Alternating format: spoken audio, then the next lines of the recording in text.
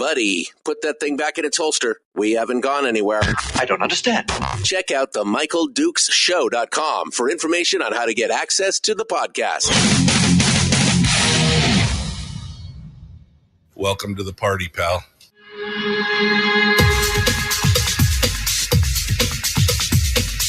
The Michael Dukes Show. The greed and the entitlement is astounding to me. What more could you want from a low-budget radio program? This is a dumpster fire. That was just BS. It is time to get a new perspective. We know just what you need, and we've got just the cure. Open wide and prepare for a steaming hot cup of freedom. I just don't fathom it. The Michael Dukes Show, streaming live across the world. That's right, across the world on the interwebs and around the state of Alaska on this, your favorite radio station and or FM translator. It is the Michael Dukes Show. Hello and good morning to you. Monday. A little bit cloudy, a little bit rainy. Enjoyed the 2.6 minutes of sunshine that we had yesterday. It was nice. It was beautiful. And then by last night, it was raining again. So I don't know what to say.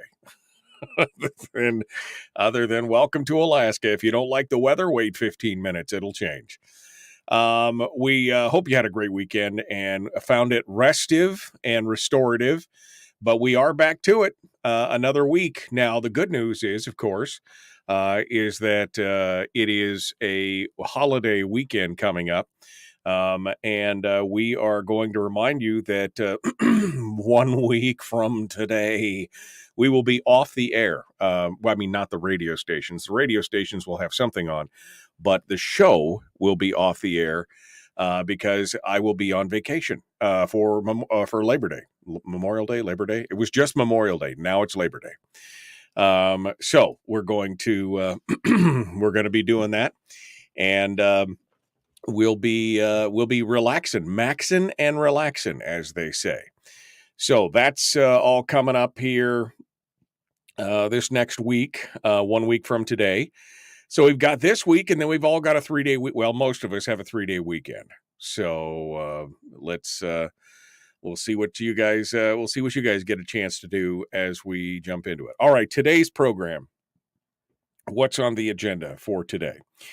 Well, today we are going to be diving into this with we got some good guests. We're going to start off here in hour one. We're going to be talking with Kelly Tshibaka, who is running for US Senate.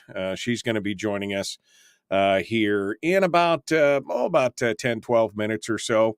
We'll be talking with her about her run for the U.S. Senate and what's been going on and what her thoughts are on everything from the jungle primary and ranked choice voting up to, spending and defense and the border and infrastructure and man, it's going to be an interesting discussion. That's going to take up all of hour one. And then in hour two, we're going to dive into it with Charlie Pierce. Charlie Pierce is going to be joining us in hour two, and he'll be talking with us now about his campaign, how it's now shifting into overdrive. He has officially resigned from the office of mayor for the Kenai Peninsula Borough. That goes into effect in just a couple days. We'll talk to him about that.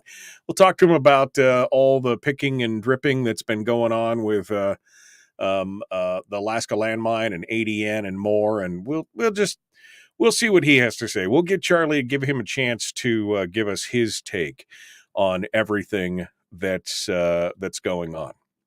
Meanwhile, we'll dive into this and start talking about some of the headlines that we missed or that maybe you missed over the week. I mean, who are we kidding? I missed them too because I wasn't, that on the weekend, I do not pay attention to the news. It's an official decision. It's a mandate from on high. I've decided I do not listen to the news on the weekends, and I am a much happier person for it.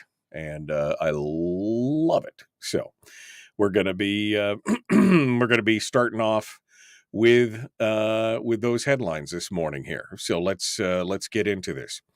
It's been interesting to watch what's been happening with the school districts and the school and the busing issue.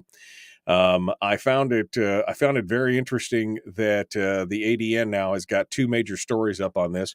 We've been talking about it in some detail here the last week or so, and talking about kind of the fundamental changes that have gone on here in the way people are hired and in the way people are looking at their jobs.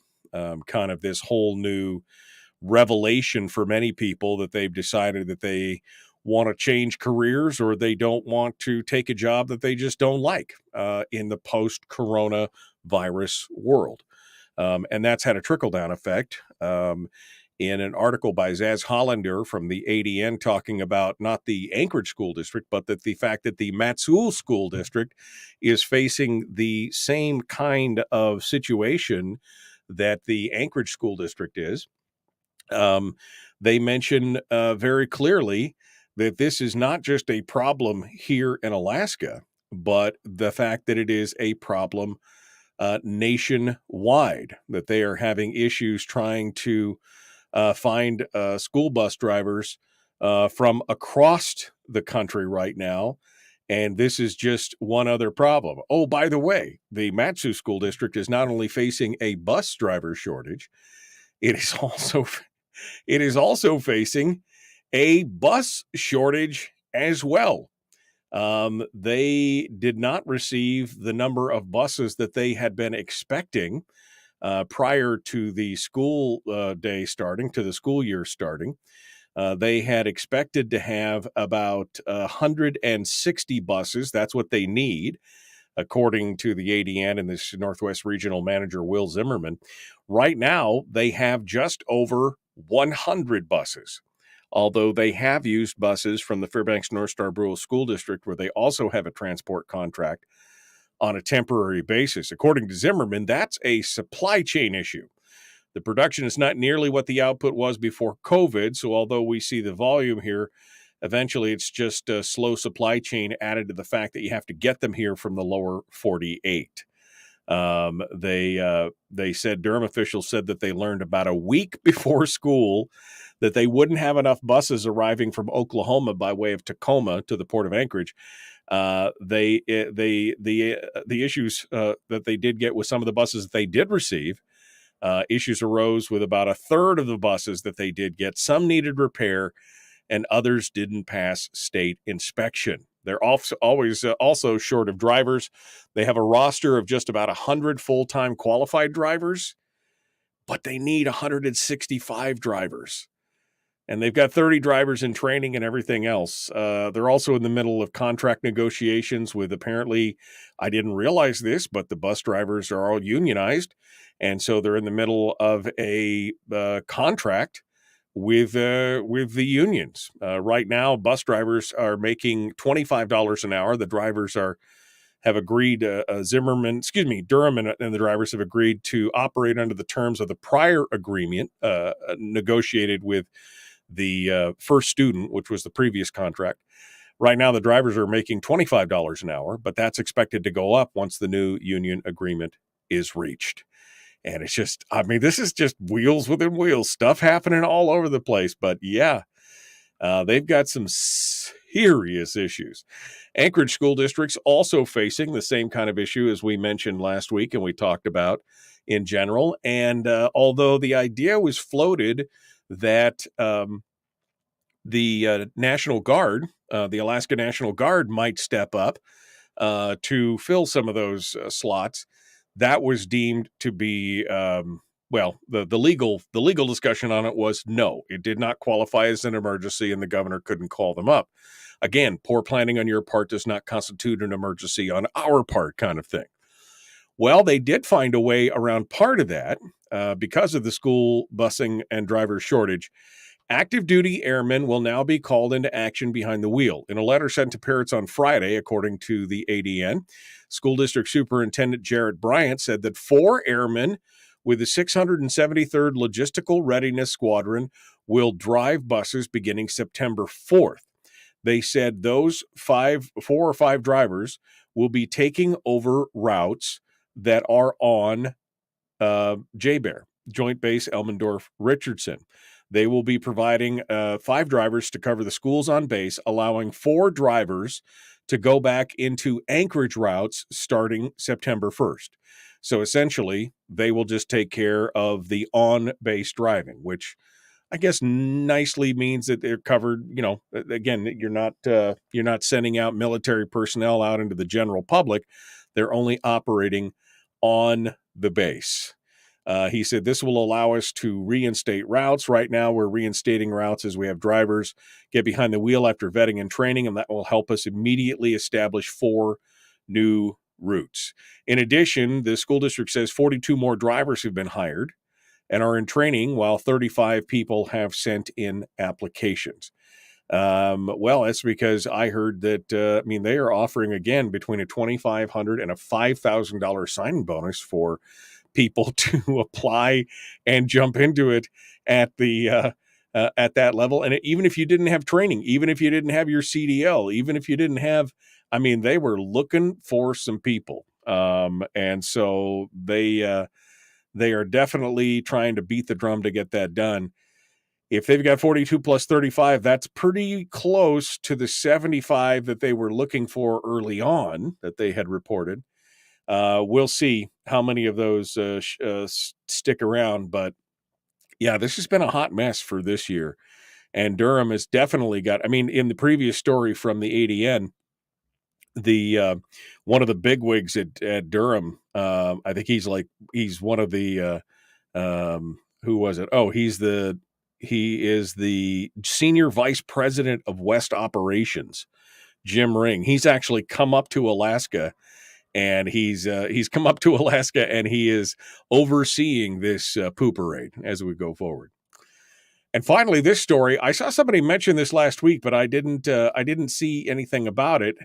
Apparently, in Halibut Cove last week, there was a float plane pilot who was driving out with some flight seeing tourists, and apparently one of the local business owners, they don't say who it was, they just say it's a woman identified as a local business owner, decided to buzz the plane as it was trying to taxi out of the cove.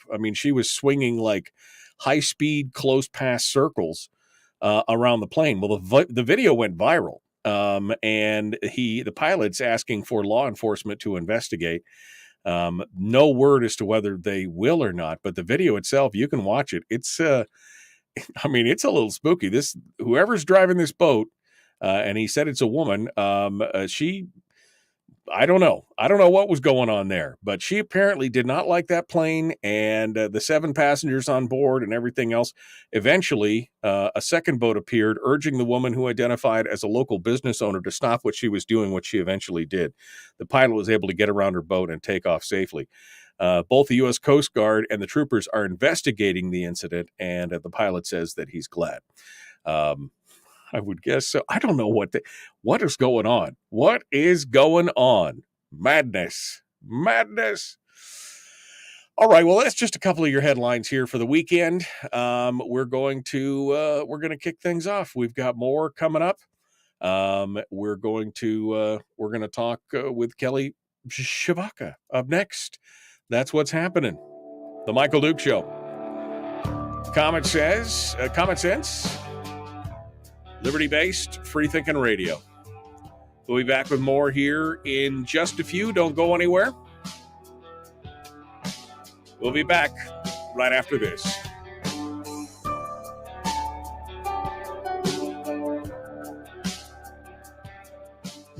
If you missed the show, you can listen to it on your time with Dukes On Demand.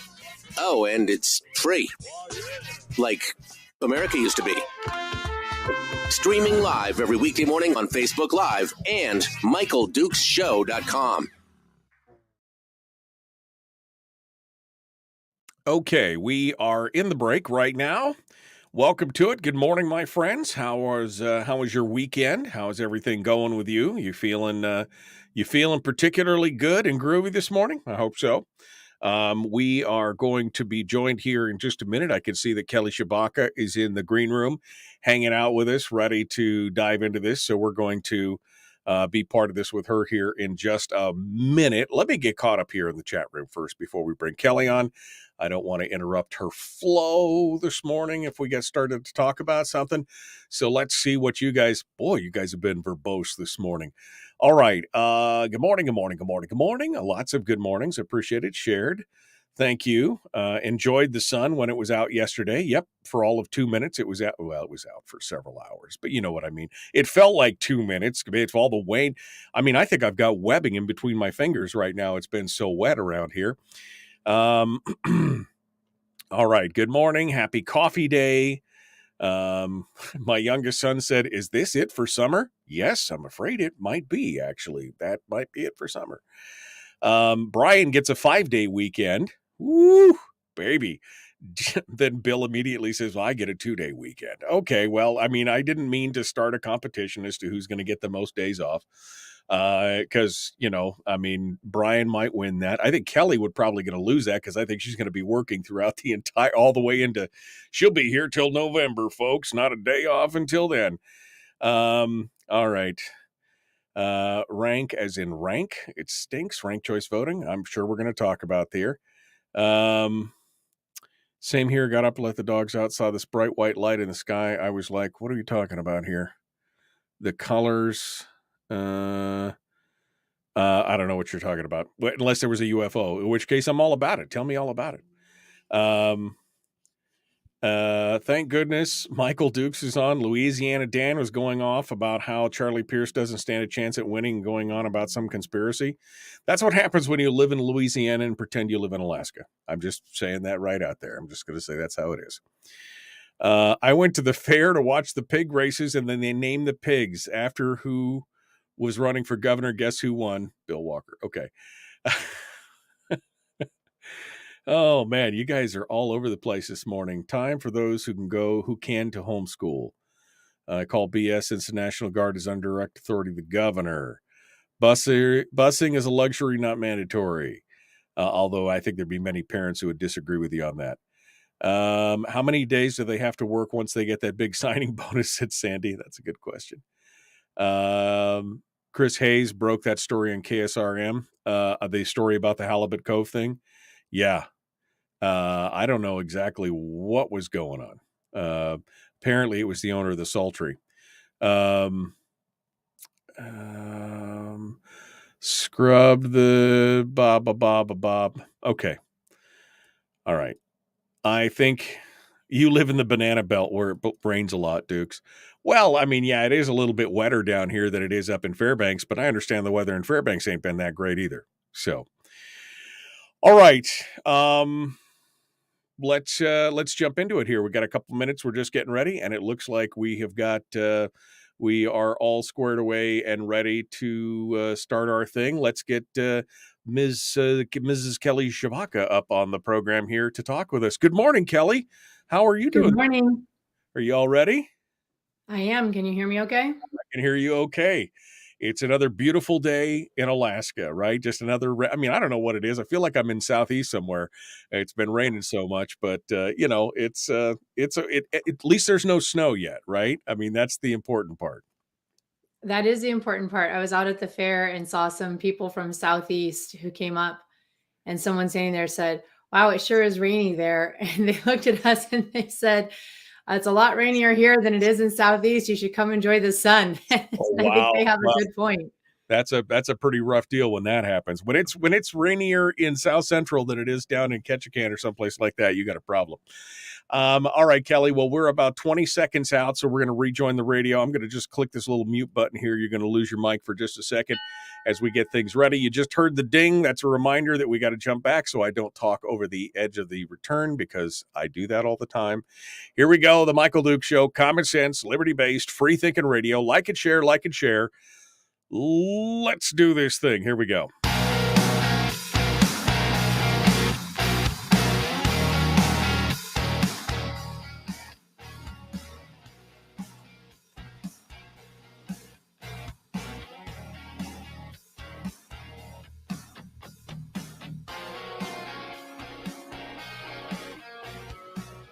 All right, continuing now. Welcome back to the program. Hour one continues. Our guest this morning is Kelly Tshibaka, who is a U.S. candidate for U.S. Senate here on the program. You've probably seen the big battle royale that's going on right now in the primary, and now onto the general election. And so we'll start things off to say, I guess, well, first we'll say good morning. We already said good morning, but we'll say good morning officially. Good morning, Kelly. How are you? Good morning. So happy to be with you. How are you? You know what? It's, again, a beautiful day. No snow. I'm feeling pretty good about it. It's got to be good. That's a plus. When there's no snow in August, you know it's going to be a good fall. All right, Kelly, let's get started here. I guess, first things first, I guess, since you and I have not talked for a while, I think we need to talk a little bit about, now that we've been through it, this, kind of this whole ranked choice thing and the jungle primary and everything else. I mean, it's been no secret. We've seen the Project Veritas stuff and everything else, but it was no secret to anybody that was paying attention that this whole ranked choice voting thing was a way for your opponent, Lisa Murkowski, to avoid having to deal with a party primary. And they've gotten through that now. So your thoughts on the jungle primary, the ranked choice that's coming up, the special election that happened with their ranked choice. Give us your thoughts overall on this change to Alaska's voting system. Well, I think all of us need to be a little concerned when we know that our senior senator colluded with her campaign staff to deceive Alaskans in order to jerry-rig a system of elections within the state so that she could stand some kind of chance of winning her seat back and preserving a 41-year Murkowski monarchy. That's kind of her MO for keeping this seat, right? She got in there through nepotism.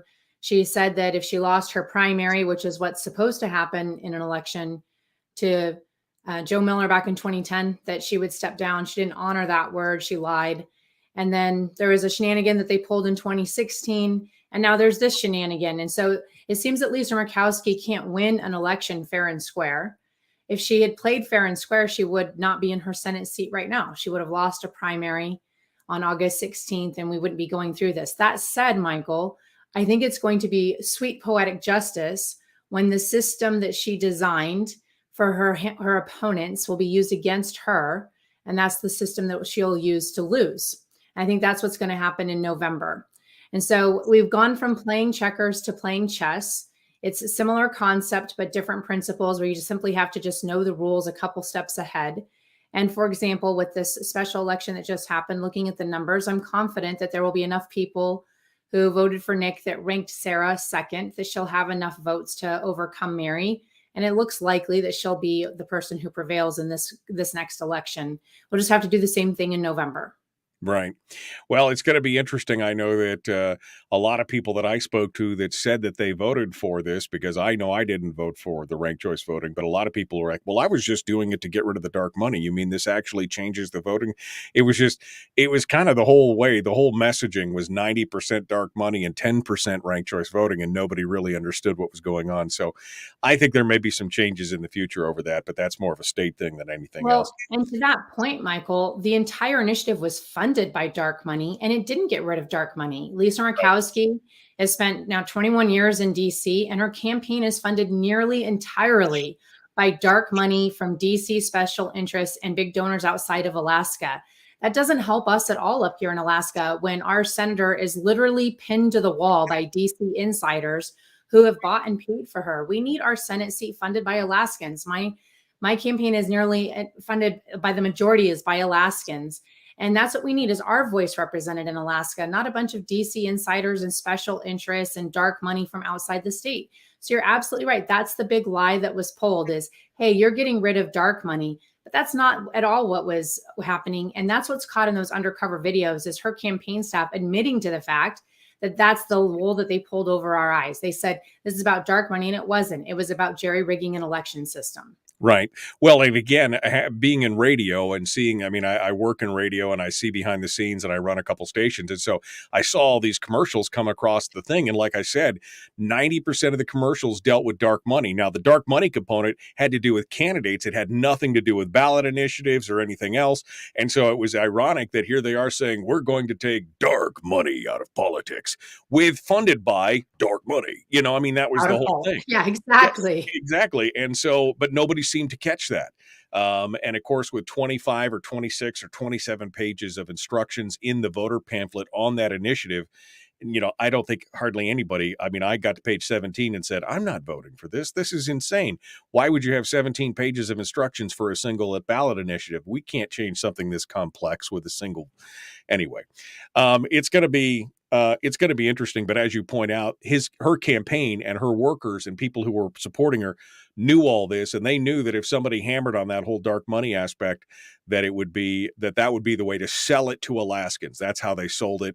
It wasn't on the benefits of ranked choice. It was on the dark money aspect. And I mean, it's just, again, disingenuousness. And as a fringe benefit, it also helped the Walker campaign and some other stuff. Who they all want to help. They all want to work together. Yeah, that's right. Well, and you also identify something else, which is this strategy that if you just put millions behind a lie, it makes it a truth. And so that's one of the things we're running into with our campaign. All these people coming up to me at the fair, having heard, what did she do? Spend like 10 times as much money as me in the primary, with like swamping me with all these millions of dollars of ads about how I'm opposed to birth control in the mail. Even Right. though I've been on birth control, I've got family members on birth control, one who gets it in the mail. So if you just put millions behind a lie, it makes it a truth. Well, it's not a truth. It's no more true than the ad she ran several weeks ago saying she supports our Second Amendment rights, and it's Joe Biden coming for our guns. And then she's the one who colluded with Joe Biden to pass red flag laws on gun control. And that's how she lost her NRA endorsement and got downgraded by the NRA. I've got the NRA's highest rating, and I've been endorsed by the Gun Owners of America. And she's not telling you that she's never supported us having the ability to get birth control without a prescription. That's something that I would support. You know, it's great that you get it in the mail, but having gone out to rural Alaska, it takes a long time to get the mail. And Right. sometimes they don't get the mail. And so why wouldn't it be an option for them to just have it at the store? You know, an age restriction, but they could go in, they could show an ID, and there behind the counter, you could pick up a generic 28-day pack. That would be great. Lisa Murkowski's put her hands on a lot of legislation, you know, supporting late term abortion and a ton of taxpayer funded abortion. And let's protect my big pharmaceuticals that are funding me and their contraceptives. But she's never said, why don't we just make this readily available for all Alaskans anywhere? Those are the kind of things her big dark money will buy, is a lot of swampy lie ads, but she won't actually stick up for us Alaskans. She says one thing to us, she does the opposite in DC.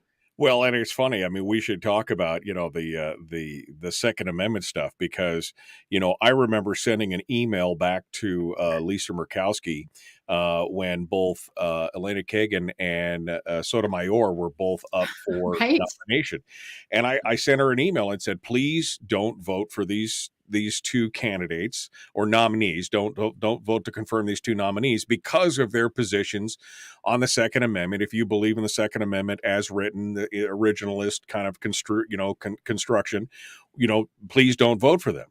And she comes back with this comment about, well, it's the president's right to nominate who he wants, and it's our job. We just kind of rubber stamp it and all this kind of stuff, and which is totally not the job of a senator.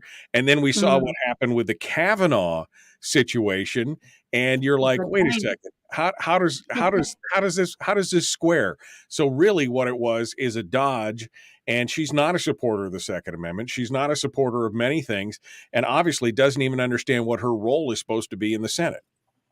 That's a really good point, Michael. And what I think you've also identified, you know, she started her career 21 years ago as a moderate Republican. That's when many of us supported her. But she's moved increasingly to the left. And you see that in decisions like this, these judicial nominees, where she indicted Kavanaugh for being male, you know, these Me Too allegations that come against all kinds of people. And he had evidence that refuted Blasey Ford's allegations against him, but it didn't matter to Lisa Murkowski. And so she's opposing these qualified constitutionalist judicial nominees, but then she'll support President Biden's radical agenda And these leftist judges that'll come before her, like Ketanji Brown Jackson and these in Leda Kagan and Sotomayor, these other judges that you've identified, who will legislate from the bench and they will hurt Alaska. And that's what's happened. One of the judges she's a champion that hurts Alaska the most is Judge Gleason, this radical environmentalist who regularly legislates from the bench against us and hurts us so much so that at a conference recently, they were asked, a bunch of panelists were asked, if you could have one dream headline this year, what would it be? And Senator Dan Sullivan said that this Judge Gleason would retire because it would be such a benefit to Alaska. Well, one of the only reasons Judge Gleason is in place is because of Lisa Murkowski.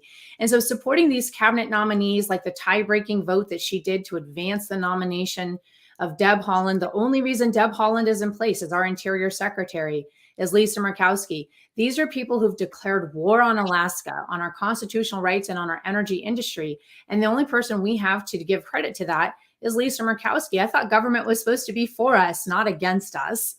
Right. Well, that seems to be what happens. This is the subsumption of candidates as they go down to the morass of Washington, D.C. And, they start off as, oh, yes, we're going to fight for you. We're going to, I will now do what I'm told. I mean, it's just like, they become part of the machine and they slowly lose that uniqueness that got them elected a lot of times. And that's one of the things that I think people worry about, even sending somebody down as bright and cheerful and as a fighter as Kelly Tshibaka.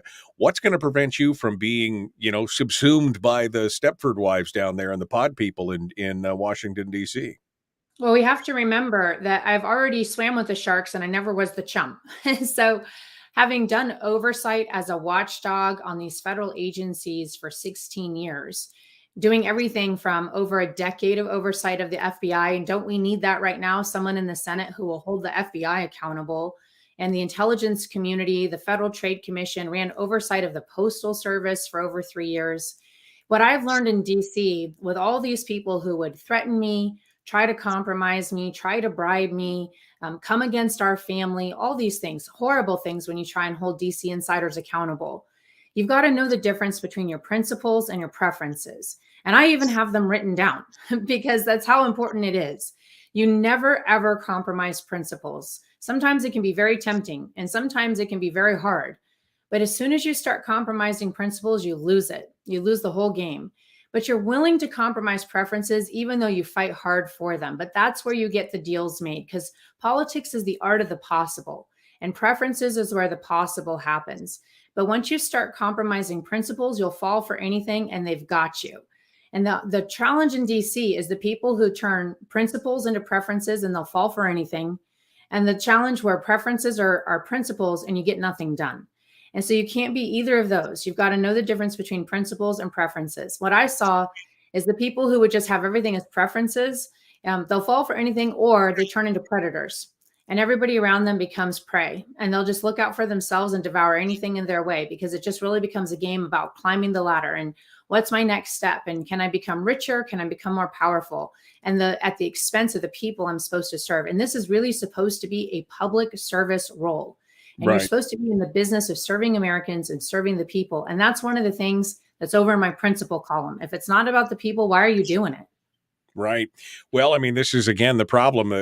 We've seen politicians, the professional politician class become kind of the nouveau riche nobility, where they are the lords and ladies of the land, and everybody else are just peasants instead of the other way around, which is unfortunate.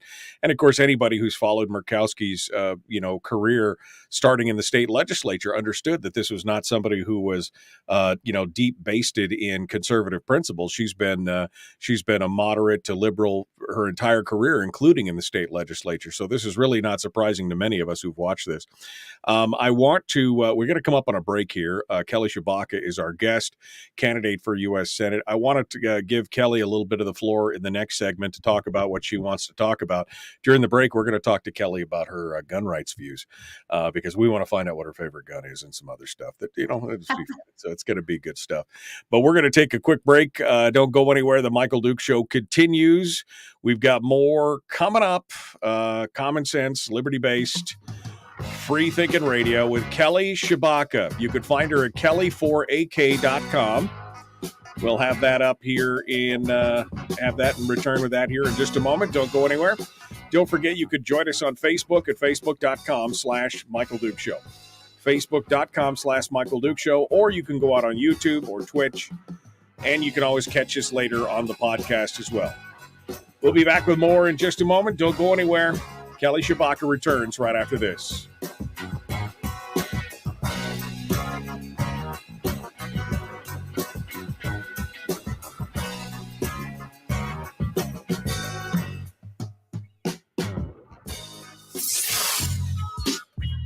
What is that? Common sense. Regularly heard on American radio. Michael Duke Show. Radio. Okay, we are back in the commercial break right now. Kelly Tshibaka continues with us. It seems like every Firearms Friday, somebody's like, get Kelly's comment, get Charlie's, get whoever. It's everybody wants to know where everybody stands on gun rights. As you pointed out, you are not only endorsed by the National Rifle Association, the NRA, but Gun Owners of America, the GOA, which is I will tell people, from being a life GOA member, I will tell you that is a much harder card to get than the NRA card, it seems like, because those folks, GOA, do not mess around. I mean, they are the little engine that could. They've only got about 300,000 or 400,000 members, not 4 million members, but they get stuff done in the halls of Congress, and to get their endorsement's a pretty big deal. It's a really good point. That application process was quite lengthy, much lengthier than the other, check yes or no. and the interview as well. And you got to know your stuff, and you got to mean it. And I think they go back through and look at social media posts and other things to make sure that you really, really, really support the Second Amendment. Right. Well, and I have to love it when Lisa says, well, I support the Second Amendment, but I mean, you just feel like you can smell the picture of her with a duck in one hand and a shotgun in the other, somehow equating the Second Amendment rights to only hunting and everything else. Your fundamental belief is the Second Amendment is there basically as a preeminent and a check on government, right? Well, that's exactly what our founding documents say. So it's not my personal belief. It's just what the documents say. I was just texting this with my daughter this morning. She's in a poli-sci class, and they're asking her basic questions about, they're trying to indoctrinate her. And she says, we believe that most policy decisions belong to the states, right? And I said, that's not what we believe. That's what it says. And that's right. It's not what I believe. It's what it says. And I believe the Constitution. And I also believe that the Constitution says Congress is the linebackers for the Constitution. So the Senate's fundamental job in the Constitution, first and foremost, not only do they take an oath for it, but you're supposed to protect what the Constitution says. And says that, I mean, there's a reason why it's in Article 1.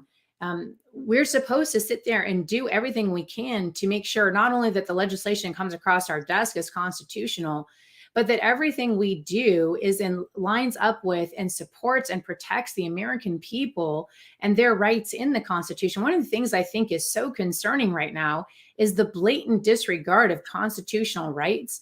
And Congress puts it forward and says, well, if there's a problem with it, the courts will strike it down. What? We're not supposed to be having our government leaders running friendly fire, if you will, against our own team. Like, we're supposed to be the people protecting our own constitutional rights. So Bringing it back to the Second Amendment, it's what the document says, from the Declaration of Independence through the main articles, all the way down to the Bill of Rights. That's what the document says. Yeah, no, I mean, that's the thing. I always have to laugh when people are like, well, we have to interpret what do you have to interpret? It's written right there. You look back at what the founders were saying in their own writings outside of the Constitution at that time. It's pretty obvious what this is all about. The Supreme Court backs it up, which I think is really helpful. There's not a ton of Second Amendment law compared to other law, but I'm really grateful that we just had this recent case that they said the Second Amendment is not a second-class right. I think that that's great when there's all kinds of, I think you actually just said it perfectly, Michael. I believe in the Second Amendment, but that's exactly why they put in there, shall not be infringed. There are no buts. There's no fringing of this. Now, there's a lot of reasons people are putting out there about why we might want to put some buts in. And if that's the case, there's a really simple answer to that. let's go amend the Constitution. Right. There's a process for that too. But until you go back and change the original document, there's a great process for that. There's a lot of people involved, a lot of Americans who have to say yes. That's fine. Until then, there are no buts. That's what infringement means. And Right. so we have a lot of constitutional law around this and a lot of what it means on those commonly used guns that we're all carrying for our own self-protection. And if we need to go back and change the document, great. Until then, it shall not be infringed. Well, and somebody in the chat room brings up that this is the Don Young defense, because I mean, it's refreshing for you to hear, because my ultimate argument, the last interview I ever had with Don Young, was an argument about the fact that you should not be voting on bills that are blatantly unconstitutional. And his comment to me was, well, that's not our job. Our job is just to pass it. It's for the courts to decide if it's unconstitutional. I'm like, you're placing the burden squarely on citizens having to go back and fight against the federal government with unlimited funds to try and decide if it's blatantly unconstitutional, it's blatantly unconstitutional. Oh no, that's not our. I'm refreshed to hear you say that. All right, we've only got 40 seconds. So your favorite firearm, why, and go. I like the MP EZ380. Not only does it have a lot of safety features and it's easy to conceal and carry, but it's also easy to train for my teenagers to use as we've learned how to move into handguns. I have several handguns. That one's been the best for our family. MP EZ380. I haven't seen that one. I'll have to check that out. All right, you heard the ding. It's time to jump back into it. Here we go. Kelly Tshibaka is our guest. The Michael Duke Show. We've got to get going. Let's jump back into it. Here we go. Like and share. Let's do it.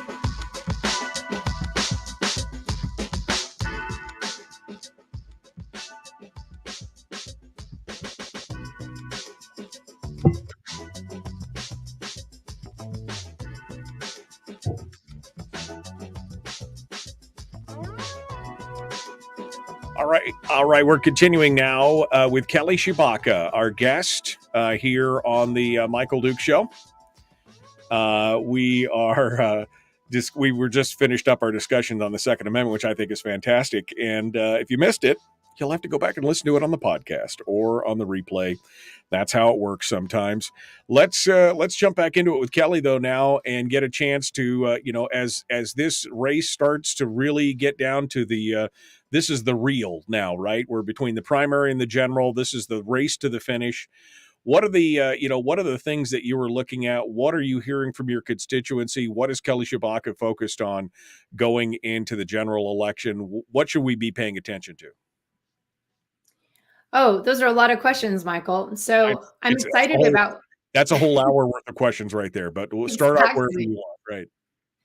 I'm excited about what happened in the primary.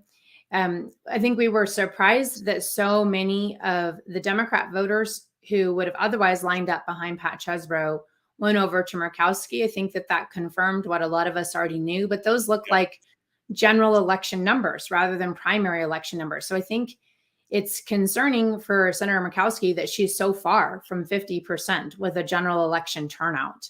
And that's good news for us. So it's almost like when you're looking at it from a campaign data world, Murkowski hit her ceiling and we hit our floor. And so we're in a really good position for where we are. And we have got some room to grow and we know exactly where to build. And so we're going to be going out with we saved our ad money for now, with our ad money, reminding people of what exactly has changed for Senator Murkowski, how she's really directly contributed in her votes for Biden's radical nominees, pushing those people forward to tanking our energy industry, killing our jobs, crushing our families with inflation. She wrote the bill that directly contributed to the inflation spending when they had to go and print all the dollars to pay for it. And so those are things we've got to ask ourselves. We really want 6 more years of a senator who's helping Joe Biden and helping the DC insiders at the expense of our families? Or do we really want a senator who's going to help Alaska and listen to us and represent our values and our voices in the Senate? Those are the things I'm hearing when we've got, lots of people stopping by our booth at the fair. I've been at the fair like many of these days this past week, listening to all these people come by. And so many people are just concerned, saying, not we support you or we're happy to help, but we need you. there's a desperation that I've been hearing the last year and a half when I've traveled more miles in state than it takes to circumnavigate the globe and connected with more than 60 communities at this point in rural areas, remote areas, and coastal, interior, and on the Beltway or the rail belt. And it just tells us that everybody's feeling the same thing. We're tired of being told one thing and getting another, being promised, billions of dollars. And then hear Senator Sullivan say, it turns out we're not going to get $1 of that money because we made a deal with the radical Biden administration full of radical environmentalists confirmed and put in place and handpicked by Senator Murkowski. They've piled so many regulations on top of all that money we're supposed to get that we're actually not going to get any of it because they're determined to kill infrastructure. And I think he summed it up perfectly when he was on the floor of the Senate, when he said, you've got to choose which team you're on. Are you on the side of American families and our laborers and workers and those of us who are being crushed by the high cost of inflation? Or are you on Team Biden and the special interests and radical environmentalists who are tied to this White House? And it turns out Senator Murkowski's on Team Biden. She's been friends with him for 21 years. He swore her in when she became senator, and she wrote the bill for him that did all of this to us. And that's the choice that's before us. And I think that's the choice that Alaskans are going to get to make this November. I think it's interesting going back to the voting and, her sealing your floor comment. We saw that back in 2010. We saw the Democrats completely abandon their candidate, Scott Adams. That poor guy, I felt so bad for him because they completely just chucked him under the bus on that whole write-in campaign for Murkowski. And I agree with you. I think you could see all those numbers running up there to Murkowski. She still doesn't have the numbers to make it all the way up. And I think you're going to see a huge turnout come November. So that's exciting to see. But you can definitely see where this all lies, that the Democrats definitely do not want to see a Kelly Tshibaka in the Senate. And it's good to see that, again, we have an Alaska first mentality for everything and a country first mentality and a people first versus government and the DC insiders, which is what we've been suffering from in this country for the last 100 years, is this whole we know better than you, 3,000 miles away from wherever you are. We know better than you how to live your life, how to run your business, how to create infrastructure, how to do all these things. And that's been the majority of the problem that we've had. Yeah, that's right. And don't touch our power and don't touch our money. Remember, one of the number one people who's helping her is a senior senator from Kentucky telling us who we have to elect as our senator. And Right. The fact is, Lisa Murkowski's seniority isn't helping us. She's using it to help Joe Biden push through his nominees, push through his legislation. But she had the Energy Committee for 6 years. She just gave it over. What did we get for it? And the fact is, we are not going to get the Energy Committee again, the chairmanship, until we start our seniority clock over again. She's not up for any more chairmanships. If we're going to get a chairmanship of a committee, we've got to start again. How long are we going to postpone this? We're going to wait another 6 years. We still have half the Biden administration to go. Are we going to be playing offense for him and scoring slap shots against Alaska? Or are we going to be playing goalie and blocking those people trying to shut down our resource industry and getting our anchor jobs back so we can grow our economy and start building Alaska's economy back up again? Those are the decisions we need to make. There's this whole idea out there that she's bringing all this money home for Alaska. I worked for Senator Ted Stevens on the Appropriations Committee. We stopped that whole process of earmarks, like when Senator Stevens would bring home money. Right. Over a decade ago. They now send block grants over to the executive branch, and we have to apply for it and compete for it and get permits for it. And look around, there's not a lot of money coming to Alaska. I'd like to put a contract writer and grant writer on staff at the Senate so Alaskans can figure out how the heck do you navigate this bureaucracy in DC, and it wouldn't cost them anything. Doesn't do us much good to have a senior person on the Appropriations Committee who doesn't help us navigate DC and who doesn't use that seat to start punishing the agencies who don't comply with the law.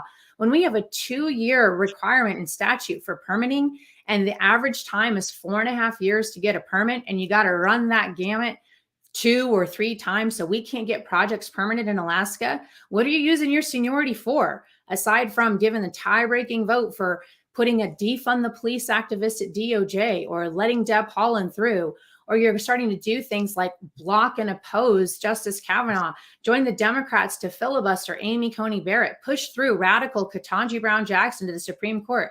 What are we using our seniority for? I was looking at that $5 million we were supposed to get from Attorney General Barr. Remember that? We need that for public safety, remember? Right. Been out to a lot of villages, Michael, and guess what? Nobody has a dollar.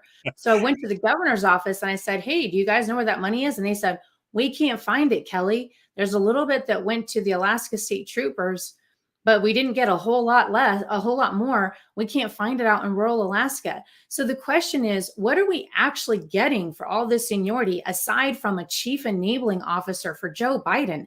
And I don't think we sent Lisa Murkowski to Washington, D.C. to help Joe Biden and to do a personal vendetta revenge mission on President Trump, who gave us some of the best policies Alaska's ever had. We need somebody back there who's going to fight for Alaska. And we need somebody back there now because our economy is in desperate shape. We need better affordable housing.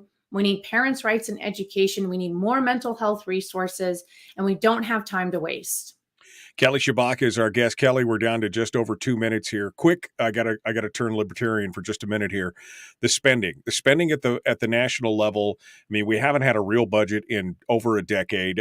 Continuing resolutions, deficit spending, debt. What's your philosophy on that? Just quickly, and then a 1-minute summation for your elevator pitch. Yeah, financial responsibility is critical. And that was part of my job. It's been my job in the last 2 decades is reining in financial spending. Fortunately, Michael, I've been part of teams that have returned billions and billions of dollars to taxpayers. I'd like to bring that kind of fiscal responsibility outlook to the Senate. And I agree with you. It's been embarrassing to have a senior senator on our Appropriations Committee who hasn't done the basic position description outlined in Article 1 of the Constitution of just budgeting back government. So moving on to the pitch, I think that you guys have all heard it already, but this really just comes down to an election between, do we want the senator that is bought and paid for and owned by dark money outside of Alaska, who's going to continue to push through the radical Biden agenda? We're not done with Biden nominees who are going to come through these next 2 years. The Biden agenda is going to continue. And do we want her to continue pushing through nominees who are going to harm Alaska and hurt our jobs and crush our families and continue pushing through legislation that's going to continue driving up inflation and prices at the gas tank and prices for groceries when families I talk to can't pay for both this week? Are we going to have a senator who helps Joe Biden? Or are we going to have a senator who helps Alaska and whose campaign is funded by Alaskans? And I owe everything to this state. My parents were homeless here before I was born, but my mom got an oil job, and that's why we have the life we have today. And I'm never going to forget that story or the people who fought for us and got us here. And that's why I want to fight for Alaska. I'm at kellyforak.com. If you want to help, kellyforak.com. Kelly Tshibaka, candidate for US Senate. She's going to stick with us just for a hot second. Folks, we got hour 2 coming up. Mayor Charlie Pierce is going to be our guest. The Michael Duke Show. Common sense, liberty-based, free-thinking radio. See, we did it all in the time allotted to us. That was the important part. 2 things. I mean, I see somebody just brought up the whole birth control thing again. So I know you addressed that earlier on, but apparently people have got short attention spans. So if you want to address that real quick, because I know that's the lie that's being pushed, is that you're not in favor of birth control. You want to put everybody in red cloaks with white hoods again and do all that kind of stuff. So if you want to address that, and then I want to talk just briefly for a minute about the IRS thing. So go ahead. I support birth control in the mail. I've been on birth control. I have family members on birth control now who get it in the mail. I also support birth control that you don't need a prescription for, where our friends in rural Alaska, even in not rural Alaska, could actually just go in and get it in a store. You could have our age restriction on it. They show their ID and we're able to get it. That way you don't have to wait for the mail. You don't have to wait for a prescription. I think that'd make it easier. My opponent does not support that. She's funded by Big Pharma. She's had lots of opportunities to put that forward and she hasn't. So that makes us different. Right. And quickly, this IRS thing where they want to hire a gazillion IRS agents and arm them and tell them to use deadly force and everything else. Your thoughts on that? Because I know somebody asked about that earlier. This is very concerning. It's further examples of the Biden administration weaponizing law enforcement officers against the American public, especially people who they don't agree with politically. And I think that this is an area where Congress has the ability to budget back So the Biden administration could say they want to do this, but if the IRS doesn't have the funds for it, they wouldn't be able to. And so the Republicans who want to be Republicans could actually put a stop to this. And I think that that's what we need to do, is budget this back and say, no, you don't get to weaponize the IRS against Americans. I'm glad to hear it. Kelly Tshibaka, our guest, again, candidate for US Senate. Kelly, thanks so much for coming on board and joining us today. It looks like another a beautiful day, and we hope that you have a good day. I guess it's the fair today, right? So I hope you have a good day out there as well. Thanks so much, Michael. Have a nice day, everybody. I'm at kellyfreyk.com. See you next time. All right. Thanks, Kelly. Appreciate you coming on board and joining us. Kelly Tshibaka, our guest here on the Michael Duke Show. And we appreciate her coming on board and joining us. All right. I just realized I forgot to send the link for the show this morning. Okay. I got it. Okay. Good stuff. We appreciate it. Let me do what I'm doing here to make sure that we've got Charlie coming on here. I guess I should. Sorry, I'm juggling and talking at the same time. It is what it is. Let me do this right here. Copy the URL. All right, hold on 1 second, folks.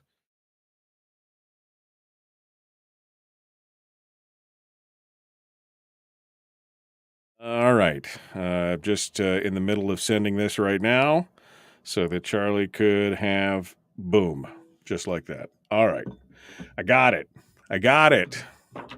I forgot to send this to Charlie earlier this morning because I was doing three things. So there we go. All right, so Charlie's going to be joining us here in just a hot second. There we go. Alaska needs her. Can I get...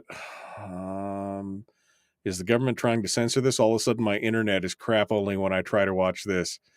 That's weird. Are you, Chris? Try watching it on YouTube. If Facebook is giving you a hard time, try watching it on YouTube. The IRS put out a press release. Under no circumstances is the IRS using funding for 87,000 IRS agents. That's a lie. Okay, that's what the Biden administration said they were doing it for.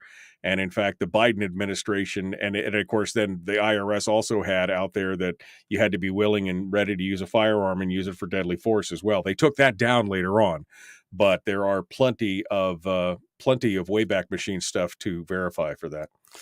All right. Let's go over here. Looks like we've got Charlie Pierce joining us in the show this morning. Good morning, Charlie. How are you doing this morning? Doing well, thank you. How are you? I'm doing good. You all, you ready? You're like 100% campaign ready here pretty quick, right? I'm here. You're here. Okay. All right. Well, we're going to be jumping back to you here real quick in just a second. We want to make sure that the video worked. So just be sure to hang out there. We'll be right back to you. Don't go anywhere. Charlie Pierce, I'm going to mute his microphone there, and we'll be right back to him here in a hot second. Let me go back through some of the comments here that we missed during the discussion. Let's see. Kelly, you have my vote. Kelly all the way. Jeannie didn't like Kelly's choice of firearm. I'm not a striker fire fan. Okay. All right.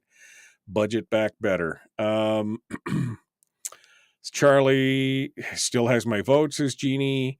Alaska needs her so bad. America needs her. I agree. Let's see. Kelly all the way.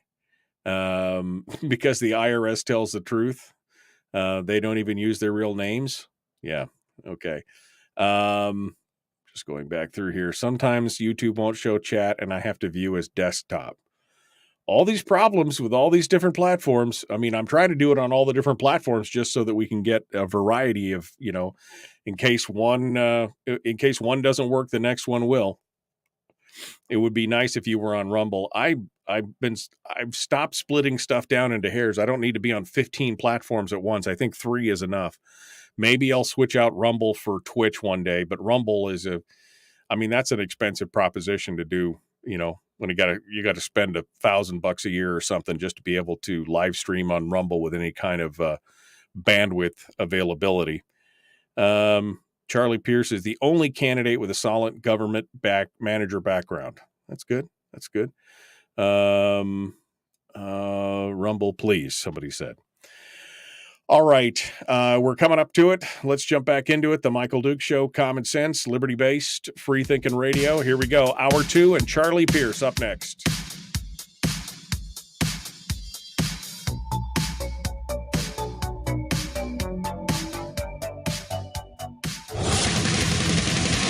Whoa, buddy. Put that thing back in its holster. We haven't gone anywhere. I don't understand. Check out the MichaelDukesShow.com for information on how to get access to the podcast. Welcome to the party, pal.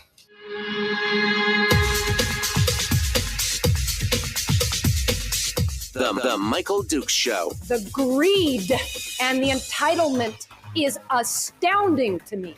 What more could you want from a low-budget radio program? This is a dumpster fire. That was just BS. It is time to get a new perspective. We know just what you need, and we've got just the cure. Open wide and prepare for a steaming hot cup of freedom. I just don't fathom it. The Michael Dukes Show, streaming live across the world. Across the world on the internet at Facebook, YouTube, Twitch, MichaelDukesShow.com for the live stream. And, of course, around the state of Alaska on this, your favorite radio station and or FM translator. It is the Michael Duke Show. Good morning. Your only true Alaskan morning radio show. I mean, I live here, and I got to work here, and I'm here already. Thanks for coming in and joining us. It is hour 2 of the big radio broadcast today, and we are ready to dive into it. We're going to start things off fresh and fast and furious this morning. We're about to dive into it with Mayor Charlie Pierce, who is a candidate for governor, number 4, in fact, on the ranked choice voting chart for governor. We're going to talk with him here and get the lowdown on his campaign, on the breaking news and everything else. And we're going to start that off. In fact, right now, Mayor Charlie Pierce joins us on the program, and we get started right now. Good morning, Mayor. How are you this morning? I'm doing well, Michael. Good morning. Thanks. Good morning, and thanks for coming on board and joining us this morning. So first things first, Charlie, the announcement was made last week that you are leaving as mayor of the Kenai Peninsula Borough to focus on your campaign. That'll happen here in a couple days. September 1st will be your last day, and you're going to focus 100% on your campaign, which I applauded. I thought that's been a good move. Of course, I want to address right up front here all the stuff that's been flying around. The Alaska landmine is threw out a story, and now the ADN has threw out a story that Charlie wasn't running for the good of his campaign. It was running because there's some kind of debacle going on at the borough and yada, yada, yada. So I wanted to give you a chance to address that first thing up the gate before we got into details and specifics of policies and your campaign and everything. So I wanted to give you a chance to clear the air, so to speak, on the way out here. Well, let me correct you mentioned September 1st, and actually I've given a month's notice. My last day will be Friday, September the 30th. And so I've given a month, specifically did that so that we could help in the transition, knowing that they would have to go through a special appointment and then develop a special election process. And so we certainly want to continue to do people's business, take care, making sure that the paper process and the decision-making process does not stop. But clearly, I've got some time that I'm going to be vacationing a little bit, and in that process, I'll be doing some campaigning as well. So, yeah. And as far as you've got a number of folks out there that are doing a lot of speculating, and it's speculation at best. One of the things that's happened recently is the assembly went into executive session. And if you're familiar with the executive session process, it's designed and created in government so that government bodies can go in and talk about a number of things. And of course, folks speculate, and I assume that's what's going on here. A lot of assumptions, but definitely, clearly, I'm in the same position. Is that we're not at liberty to discuss executive session items, and in due time, certainly those items will be resolved, and then the facts will be disclosed. And so, the process is designed so that you can actually give respect to both sides of the issues, if there are issues. And again, most matters that go into executive session are confidential in nature, and certainly this one's no different. And you could be talking about a number of things in executive session. So for anybody to go out and write a storyline, try to engage folks, force them to, or to encourage them to speak outside of the boundaries of those limits or those responsibilities is irresponsible in and of itself. Well, and we've seen the politics that Comments. are being we're seeing the politics that are being played with this right out of the gate. The ADN story goes on to talk about interviewing folks prior to the executive session, and some kind of the speculative nature of what's going to be discussed. And then, of course, later on, everybody's like, well, now we can't talk about it. I speculated before, but now we can't talk about it. So it gins up this speculation machine as to what was actually Right. going on. And of course, we had again the Alaska landmine with their piece and the accusations and everything else. So the problem is that this is very similar to some of the laws and some of the things how we've seen some of this being used previously against other candidates, where there's a lot of speculation on things that nobody can talk about. And that, I think, is the problematic aspect of this, is that basically throwing the shots across the bow and then nobody's able to respond, and it kind of hangs out there as if it's truth, without the ability to actually legally be able to respond to it or answer those questions. It's irresponsible. Yeah. Mayor Charlie Pierce is our guest. Let's dive into it, Charlie. You made it to the top 4. This was the thing that a lot of us have been fighting for, trying to get you there, because to us it was important for the governorship of the state of Alaska that you be in that top 4, because at least we could defeat, if nothing else, if we couldn't get Charlie Pearson as governor of the state of Alaska, which many of us would really like to see. At least we had a chance of defeating the 2 most detrimental players in this regard, which I would think would be Guerra and Walker. And here you are. Walk us through that last day or two and the reaction since then of hitting that 4th position. What are your thoughts? Well, I want to thank the team that has worked with us, and all the volunteers and all the contributions that have been made, because it has been a grassroots effort. We started out with very few dollars, and along the way, every dollar we collected, right at real dollars, hard dollars, about 140, 30, 5 to 140, and then in addition to that, income, lots of in-kind contributions made along the way to support this campaign. And again, we find ourselves starting out in the second round in a similar position where we're cash poor and grassroots effort. Again, I think what we did is we spoke about the issues, we talked about the issues, and we didn't talk about the persons. And we'll continue to do that. We'll talk about the issues for the state of Alaska and what we believe Alaskans should have options.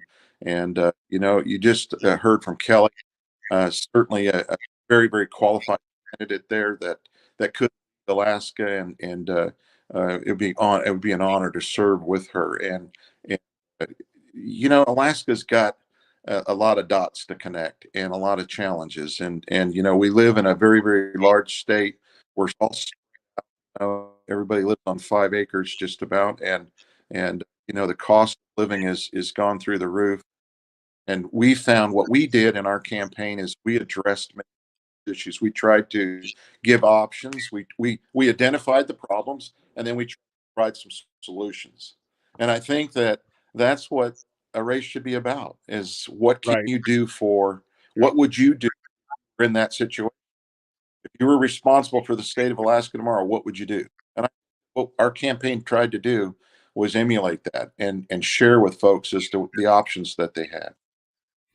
Well, and I think that's important. I mean, we've seen the congressional race kind of go on a negative ad hominem attack line for the Republican candidates. And I think that that's problematic. Now, talking about policies is one thing, personal attacks are the other. And I don't think people appreciate that. I think people appreciate if you're talking about policy differences without attacking the person.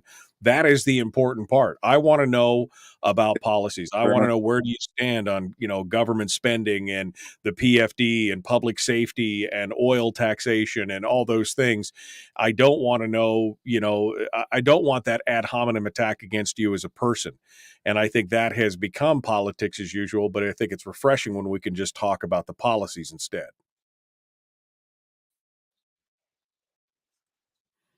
Well, I don't like negative campaigning. I never have. I never endorsed anyone to work around me that would want to go in that direction. And I would encourage to stop the rhetoric, stop the nonsense and the attacks of the person, and start talking about the issues. I'd like to hear from Walker here as to what they're going to do for the state. Is Walker going to go sell our gas, try to do another deal with China? And again, that is an issue that Alaskans should be concerned about. And again, we don't hear about that. What they want to do is they want to get elected first, and then they want to bring their portfolio out and start bringing their action plan to call. And again, I don't want to know about it after the fact. I would rather know what your plans are up front before I elect you.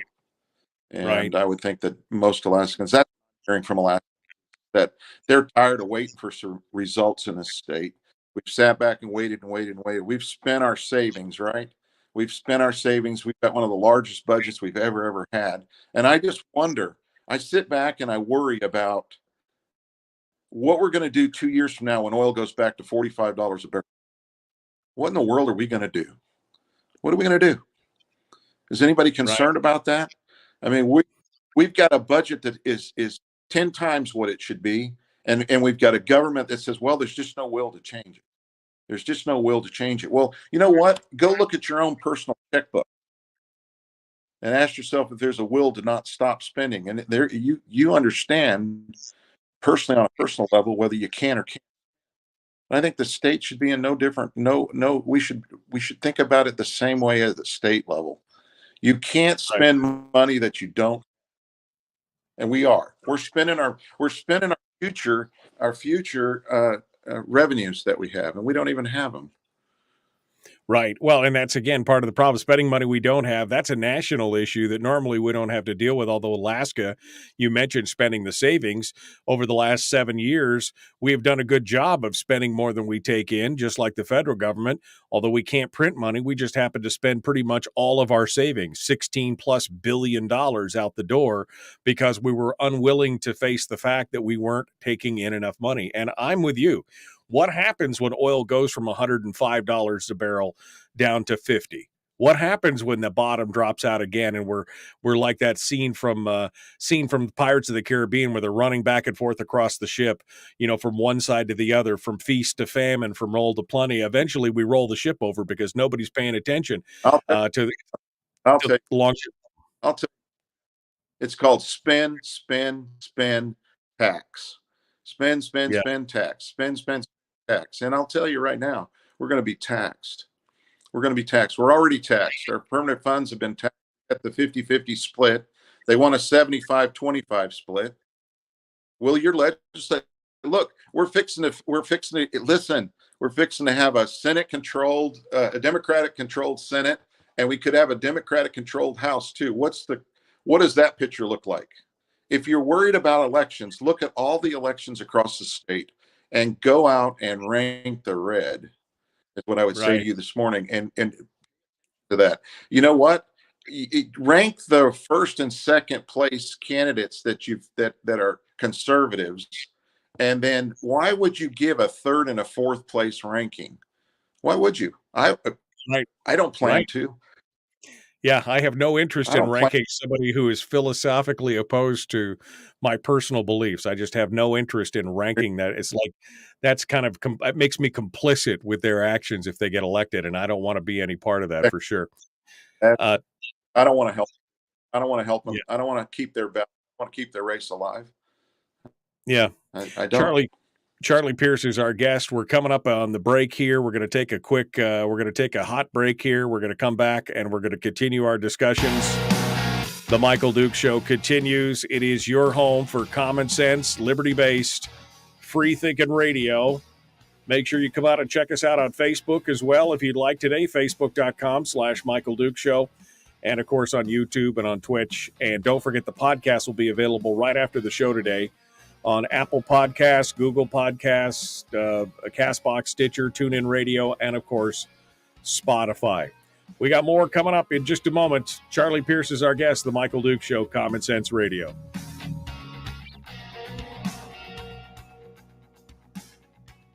We're broadcasting live through a series of tubes. Allowing all of these entities to provide streaming stuff going on the internet. Well, it's kind of hard to explain. Sorry. Streaming live every weekday morning on Facebook Live and MichaelDukesShow.com. All right, we're in the break right now with Charlie Pierce as our guest. Charlie, quick technical question: are you connected to your home Wi-Fi, or are you broadcasting on your 5G? Because you're breaking up a little bit there. Yeah, let me. Yeah, I know. I'm hearing the interruptions too, but I'm on my phone. I don't.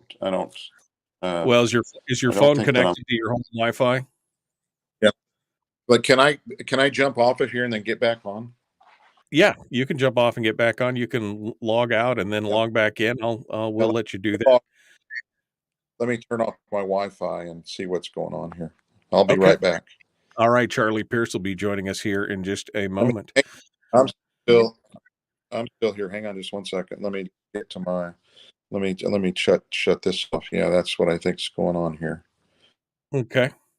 Meanwhile, I'm going to go back up here into the chat room and take a look at what is going on up in here. But people are trading ammo in the chat room. There you go. All right. Let's see if we get Charlie back up here on the screen. And is that better? It's a little better. Yeah, you're still a little choppy, but the audio is more what I'm concerned about than the video at this point. But okay. It looks like you're sounding a little clearer anyway.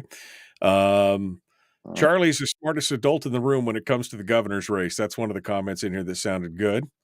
Ken Schnenkenberger says, if you can't talk about it, then you're probably guilty. But again, this is part of that problem of this is like the ethics violations against, I remember Ralph Seekins had a problem with that and things like that, where you couldn't talk about it. You were legally bound to not talk about things that took place while you were in an executive session or during an ethics complaint or whatever.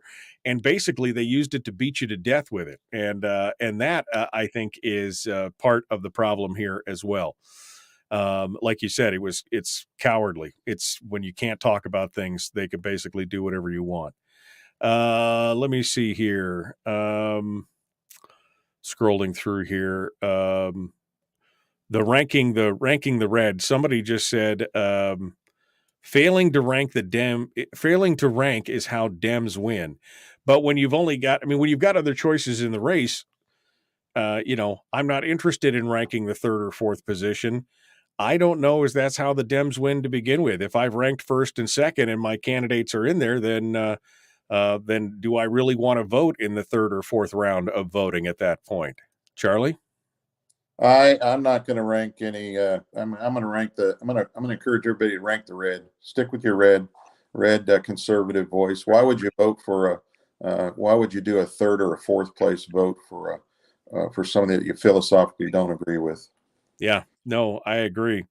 I agree with that. Spoke with a gal who thought she had to rank all of the candidates in ranked choice voting. Confusion. as designed. And I think that's right, because that's the messaging. The message is you have to. Now, whether you really have to or not, we obviously know that that's not true, but people are like, if they're unsure, they'll do what they're told, so to speak. And I agree with that, for sure. Charlie, we're about a minute out right here. We're going to dive back into this here in just a hot second. So folks, stick with us here. Don't go anywhere, Charlie. We're going to come right back to you. Folks, please do me a favor. If you haven't already, if you are on YouTube, if you are on Facebook, can you do me a favor? Can you go over to the YouTube channel and would you please subscribe and ring the bell on YouTube? Subscribe, ring the bell, and then you could come right back to Facebook if you'd like. You can come right back to Facebook.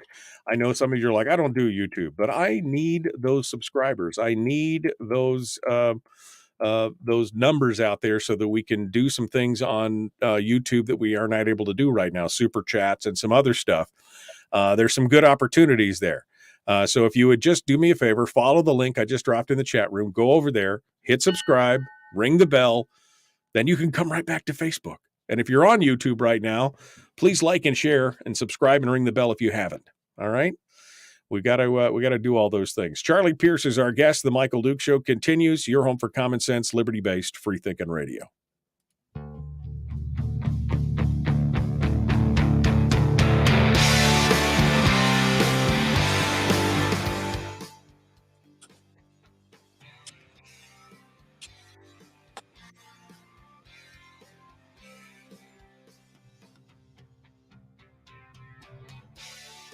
All right, welcome back to the welcome back to the program.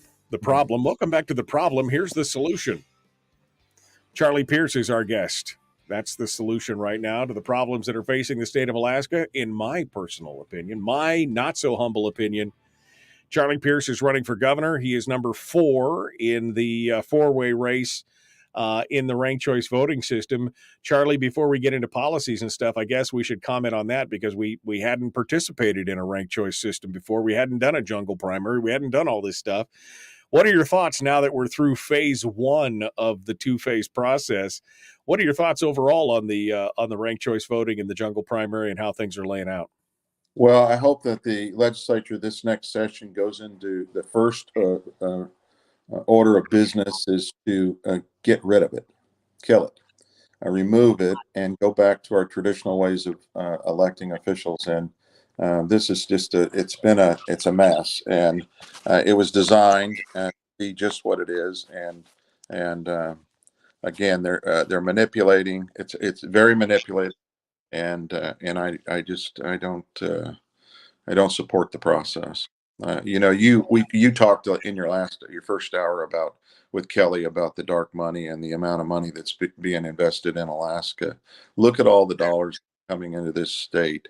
There's 750,000 of us that live here, and we should be able to vote. You would think that our voice and our attitudes and our wants could be the first and foremost thing that we are allowed to influence, and yet we have very little influence as Alaskans because of the outside money that comes into the state influences our leaders. Look at Lisa Murkowski and look at the dollars. He's funded by the Washington Group. We heard that. We heard that in your first hour. It's very, very clear. And yet people still elect her. People still vote her into office for some reason.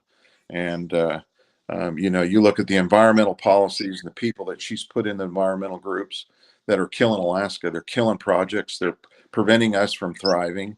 We'd have a better economy. We'd have more projects. We'd have more jobs. We'd have a better outcome, better results better living standards for Alaskans. We'd be able to afford to pay the utility bills on a lot of the buildings we've built. We'd be able to afford to pay for the education costs that we have in the state. And the decisions would be a little bit more comfortable if our economy could thrive. But our economy is being snuffed out by the environmental groups. And every time you talk about doing something in this state, there's 85 people that jump up and say you shouldn't do it. And at what point are we as Alaskans going to be able to live? And what standard of living will we have? How many jobs will we have? You've had 18,000 people that have left this state since 18. And does that concern anybody? The U-Haul trucks that go to Toke and just sit there in the parking lot and sit in that parking lot at the restaurant at Fast Eddie's and ask yourself how many of those trucks are headed north or headed south. Right. Well, how many times have we been held hostage by a small vocal special interest group that is basically, you know, stymied growth and development in this state? And that's become the soup du jour, so to speak, for, you know, places across the country, but especially here in Alaska, where we are so dependent on resource development. We are. Look at medical freedoms, Michael. Look what we've gone through in the last 3 years in Alaska. Look at the leaders in Washington that stood up. I had one of the last conversations I had with Don Young was I asked him to get on the floor of the House and ask for early treatments. And he wouldn't do it. He wouldn't do it. And that's where Don Young and I divided. Right. That's where we found our divide that day. And I said, look, Don, there's people that are dying in this nation, and they don't have to die. We've done this to ourselves, and yet we continue to ignore the options that are out there for early treatments. And yet they continue to say, well, that's an off-label medicine. You can't use that. And they won't let doctors be doctors, but yet some of the doctors had the courage to stand up and try to save lives. And then some of the doctors in the pharmaceuticals, you talk about pharmaceuticals, you talk about it. Let's talk about it. Let's talk about the money. Just follow the money. Listen, this guy right here, he's got a heart and a head, and he cares about your heart and head. Someone loves you. And when we went through that, someone should have stood up and said, look, we're going to protect you. We're going to protect your families and your loved ones. And it doesn't matter whether pharmaceuticals are behind this or not, or big pharma and big money is behind all of this. It comes down to a human being and a life. Right. Somebody cares about. And yet we couldn't do that. We couldn't do that. Some of our best leaders that we endorse and that we get behind and ask to step to the plate, they couldn't stand behind that microphone and say it. Right. Well, it comes down to personal choice, right? Too. I mean, we should have freedoms to be able to choose how we want to be treated, to, you know, medically, physically, how we want to do that. We should have that choice as citizens to make those decisions for ourselves. And a lot of that was taken away. It's very frustrating, and it's just astonishing the way that we were treated. And again, you were the one that stood up as the mayor of the Kenai Peninsula Borough and said, look, we're open for business. I mean, that was a bellwether moment in the state of Alaska, because everybody else was running around, you know, cringing and cowering. And you said, we are open for business. And that was a huge battle cry across the state. There were small business men and women that were going out of business. Remember, they closed your churches, they closed your schools, put all your kids in masks, and then they turned around and tried to close your businesses too. Yeah. And at some point, you know, whether you have a pandemic or not, you have to manage it. You have to live through it. You still have to survive.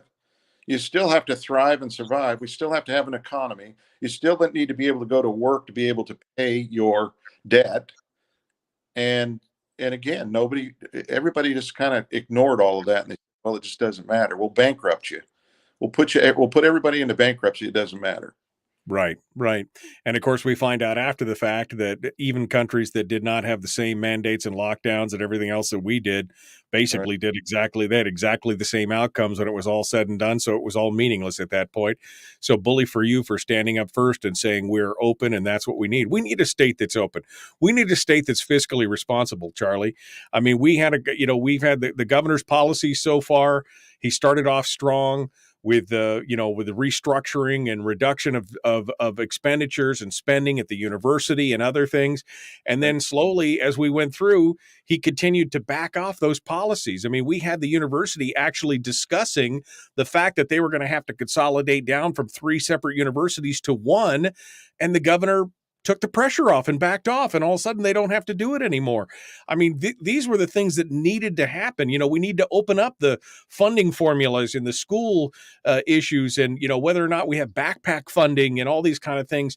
And yet we need somebody who has the courage to go in there, even if it is unpopular with, as you said, that vocal segment out there. It's the only way we're going to get things done, because again, what happens when the budget or when the oil revenues hit $50 a barrel instead of $100? We won't be swimming in money. We'll be drowning. We will. And we're going to be taxed.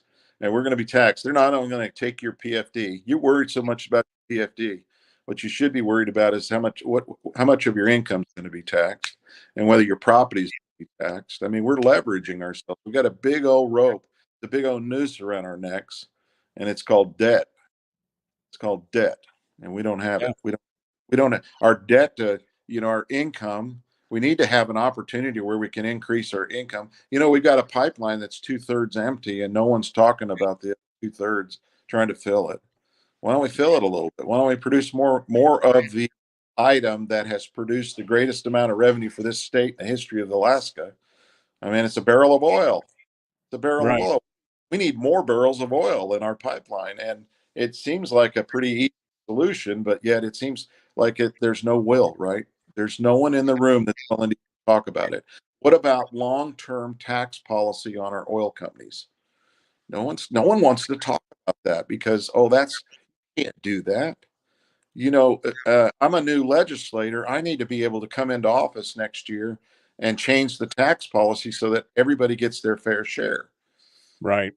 Well, we talk about the fiscal policy working group. That was part of their plan. You saw that. You took a look at that. Is that something that you are going to look at and use and help endorse and use as a blueprint? Absolutely. That hard work, a lot of the solutions have already been determined, and we're ignoring them. Pull that document out and let's implement it. Let's make it. I think you really hit on something, though, when you said the PFD. You're worried about your PFD. You need to be worried about taxes. Well, because we've talked about it on this program. They're already taxing your PFD at 30 to 50%. They're eventually going to take all of your PFD and consume it all, because that's government's money. Don't forget, that's not your money. That's government's money. But once the PFD is gone, there's only one more bucket on the table. Well, there's two, the permanent fund itself, but there's only one real accessible bucket on the table. And that is your pocketbook, your taxes. They'll take the PFD and tax you on top of it. That's right. And you remember, just listen to this. Welcome to the party, pal. I like that. I like that comment. Welcome to the party, pal. Because remember this: you will be taxed. And if if you're sitting at home and you're real comfortable and you're drinking your coffee this morning, I'm going to tell you, you're going to be taxed. Because there's no will in the legislature to do anything else but that. And that's what they're going to tax you. And everybody says, well, we don't need a tax. I believe that. I don't think we need a tax. I think what we need to do is get our fiscal house in order. We need to spend less money every year for the next 10, 15 years. We need to spend less money every year for the next 10 to 15 years to get our fiscal house in order. And again, you start with the revenue that you're making in this state. You build your budget based on how much revenue you're making. Right. Yeah, really. Instead of creating the wish list, pie in the sky, this is what we want. Now we figure out how to backfill it. Instead, start with this is what I've advocated for years that the budgeting process for the governor should be based on a similar formula to what the permanent fund statutory is, which is we should base this year's budget on the preceding 5 years average of the 5 years previous revenue. That would be a good starting point. You'd at least have an idea instead of, oil's I remember Sean Parnell, oil's at $89 a barrel, but I'm going to write a budget based on $115 a barrel. How does that even work? Mathematically, that doesn't even work out. That's not even fifth grade math. Right, exactly. Charlie Pierce is our guest candidate for governor. Charlie, if you want, I'll keep you over through the third segment here, and we'll continue on and talk more about more specific policies if you got time. All right. You're a busy guy. All right, we'll keep Charlie on over through the break, and we'll come back to him. Charlie Pierce, our guest. The Michael Duke Show continues. We got more coming up here. Don't go anywhere. If you want to join us out on Facebook, that's the easiest chat room to get to. Just go to facebook.com/ Michael Duke Show. We'll continue our discussions with Mayor Charlie Pierce in just a moment. Don't go anywhere. Back with more right after this.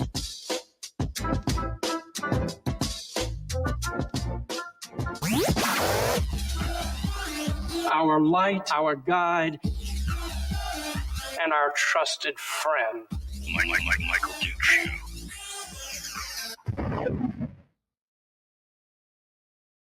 Okay, in the program now with Charlie Pierce, candidate for governor.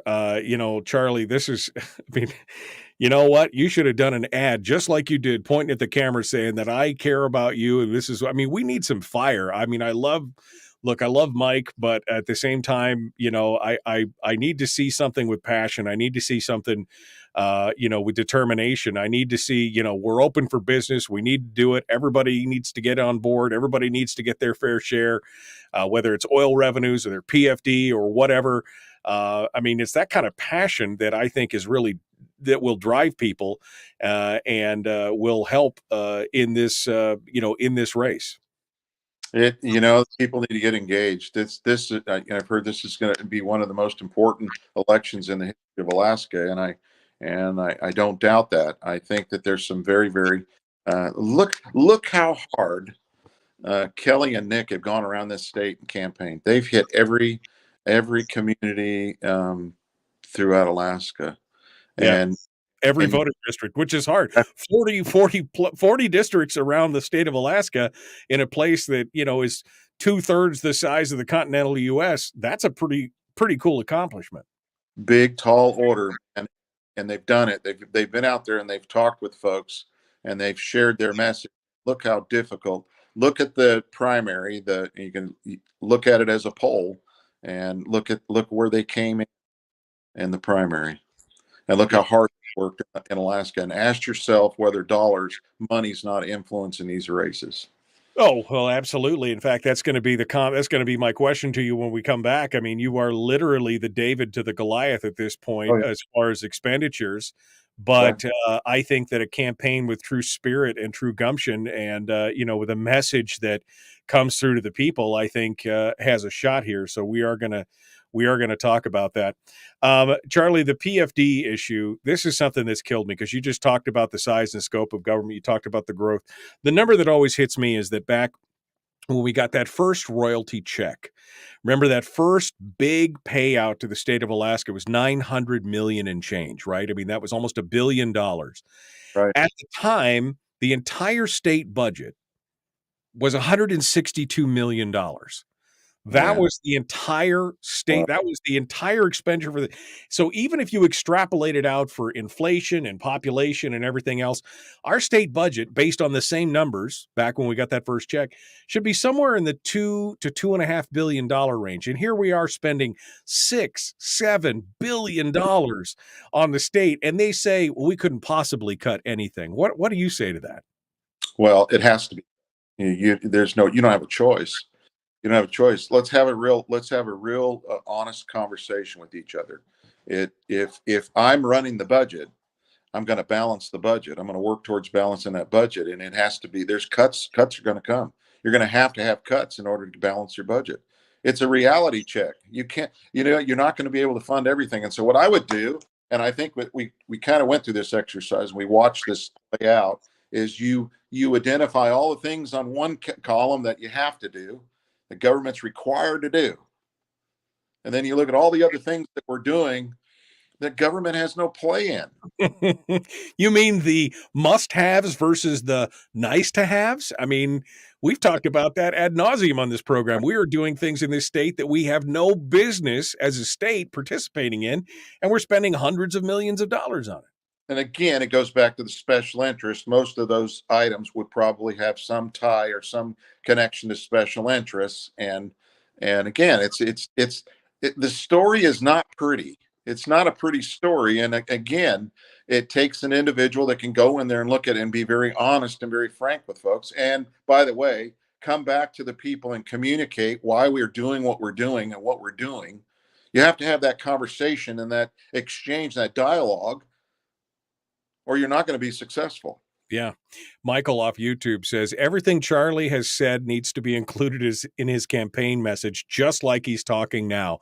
This is during your finger wagging, which I thought was ideal. I mean, that's what we need. Well, We need fire in the belly. I've been saying this for 8 months, 9 months, 10 months. Yeah. Been out there saying this. I've been saying this. Right. It hasn't changed. My message hasn't changed. People are not paying attention. People in the first 7 months were paying attention to all the other races. Right. Oh, wait, just kind of conveniently now starting to pay attention to the governor's race. Oh, it's governor race time now. You know what, Alaska? Right. I've said this too. You deserve what you get. Right. You deserve what you get because you don't make a contribution. You'll tell me to travel everywhere in the state and be everywhere on everybody's doorstep, and you won't write a check. Right. Thank you. You want to do it, you need a support. Speaking of support, Michael also says, Charlie, are there signs available in Fairbanks? We need to get your name out. We have Fairbanks. There are signs up there in Fairbanks. There's a gentleman up there that has signs. And again, we can replenish them. If they're out, we can replenish them. We've had a lot of signs actually removed in Fairbanks.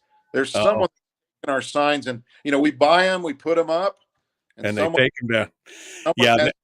Someone's already taken down early for us, I guess. Yeah, that's happened to me before when I ran for office up there too, Charlie. We got some folks up there. Let's get back to it.